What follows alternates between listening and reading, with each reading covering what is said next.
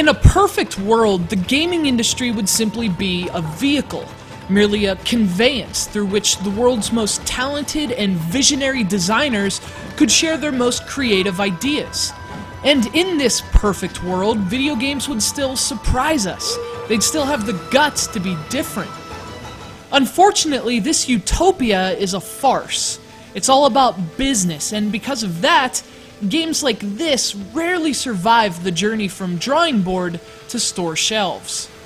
This is OKAMI for the Nintendo Wii, an incredible release which managed to deliver on those utopian ideals of unique and beautiful games, but ultimately also fell victim to the financial gears upon which its industry turns.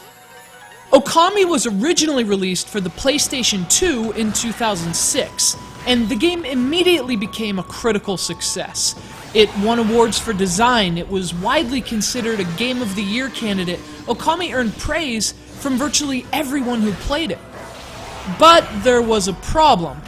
No one played it. Maybe it was the game's strong Japanese flavor.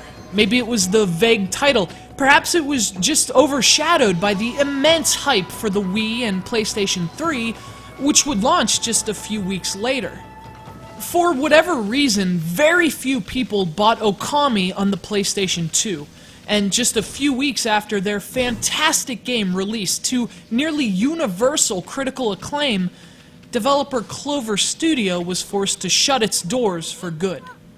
Fortunately, remnants of Clover talent have since rejoined to form the equally daring studio Platinum Games. You know them from stuff like Mad World and Bayonetta, but they've never had a moment of brilliance quite as bright as OKAMI, a game I often describe as the best Zelda game Nintendo has never made.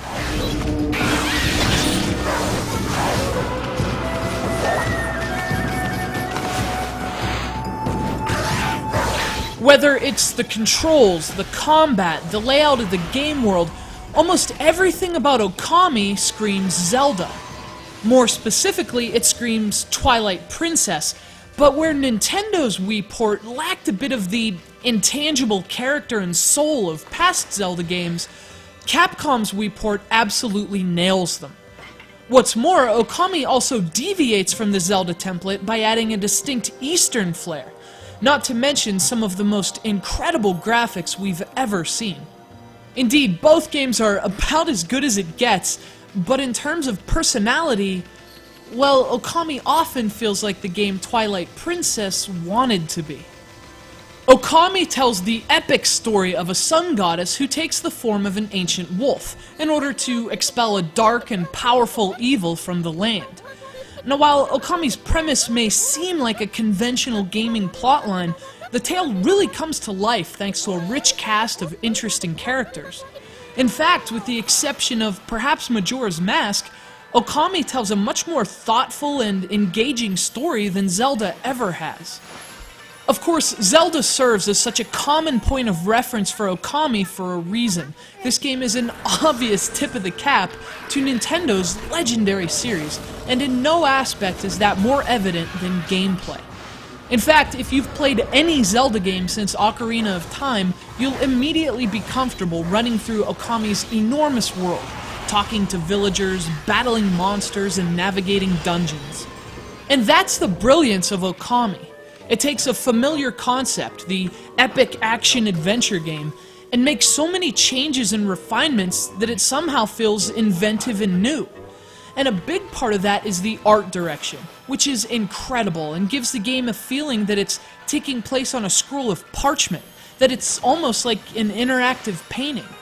Everything on the screen is so vibrant and bright, it really gives you the feeling you're looking at a beautiful oriental watercolor instead of playing a video game.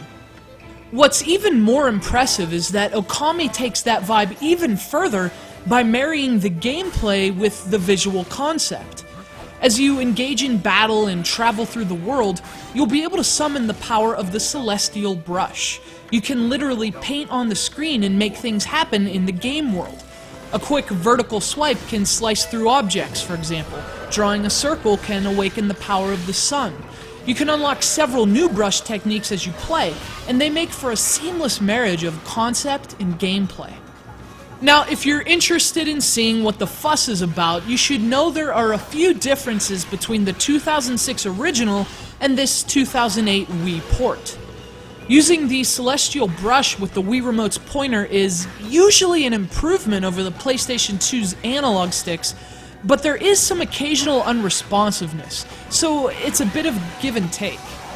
Also, the Wii version looks better thanks to 480p and 16:9 support, but it does lessen the beautiful paper filter of the original as well. So, all things considered, I would recommend the Wii version, but they both feature an epic 40-hour game that's easily one of the all-around best of the 2000s.